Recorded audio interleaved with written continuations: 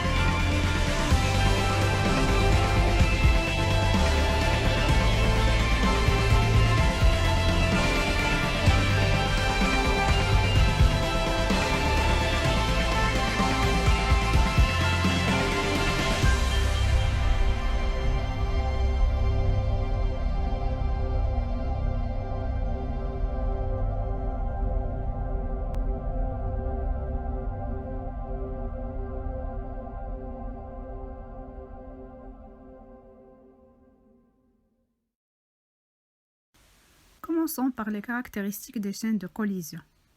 L'observation des documents 1, 2 et 3, page 64, montre l'existence d'une chaîne de montagnes à la limite de la plaque indienne et de la plaque euro-asiatique. Aussi, la présence de plissements intenses, des failles inverses, des chevauchements et des plis faillés. Ces caractéristiques témoignent qu'il s'agit d'une chaîne de collision entre deux continents, indien et euro-asiatique. L'Himalaya est formé selon les étapes indiquées sur le document 4 de la page 65 du manuel. Le continent indien a subi un déplacement vers le continent euro-asiatique qui a duré 71 millions d'années. Le document 5 sur la même page montre que le phénomène de subduction s'est achevé par la disparition progressive de l'océan Téthys qui séparait le continent indien du continent asiatique. Ce phénomène est suivi par le rapprochement des deux continents qui entrent en collision, entraînant la formation de la chaîne de l'Himalaya.